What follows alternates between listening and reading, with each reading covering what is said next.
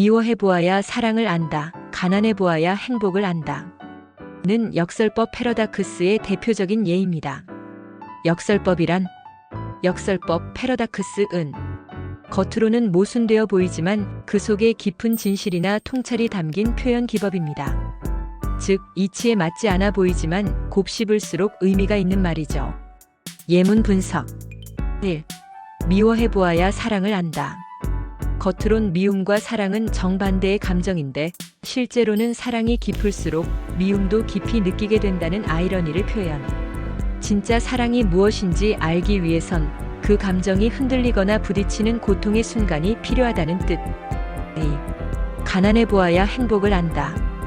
겉으론 가난과 행복은 서로 대조되는 개념처럼 보이지만 오히려 결핍을 경험했을 때 우리가 가진 작은 것에 감사하고 행복을 느끼는 마음을 알 수 있다는 메시지.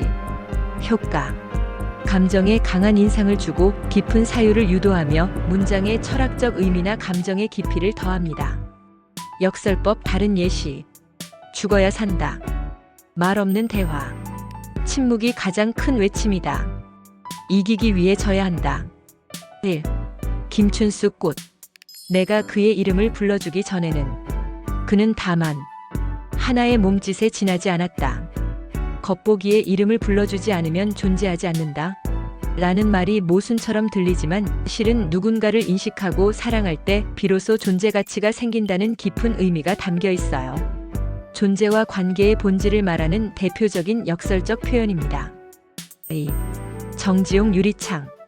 어른거리는 수많은 얼굴이 내 눈물에 젖어 흐린 유리창을 뚫고 하늘의 별을 따다줄 사람은 누구인가.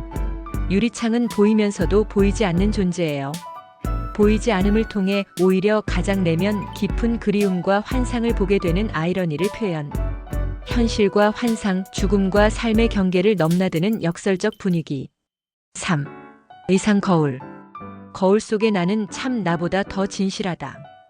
거울 속 나는 가짜일 텐데 오히려 진짜 나보다 진실하다는 표현. 자기 성찰을 통해 진짜와 가짜의 경계를 허무는 역설입니다. 이상은 이런 자기애체와 내면 탐색을 자주 역설적으로 표현했어요. 4. 황지우 너를 기다리는 동안. 나는 너를 기다리는 것이 아니라 너를 기다리는 동안 나를 기다리는 것이다.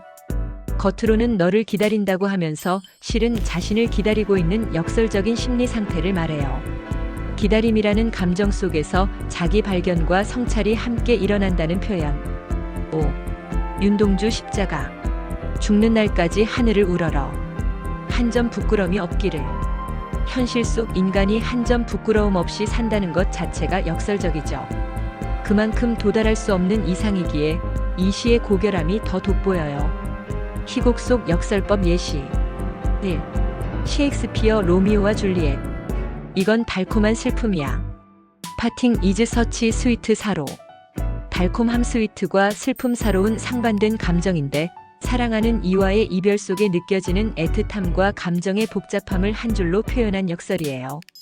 떠나는 것이 슬프지만 사랑하기 때문에 느낄 수 있는 감정이기에 오히려 달콤하다는 것. A. 셰익스피어 햄릿. 죽느냐 사느냐 그것이 문제로다. To be or not to be, that is the question. 단순히 생사의 문제를 넘어서 죽음을 선택하는 것이 오히려 살보다 평온할 수 있다는 철학적 딜레마를 표현. 사는 것이 곧 고통일 수 있고 죽음이 오히려 해방일 수 있다는 역설. 3. 조지 버나드 쇼 피그말리온.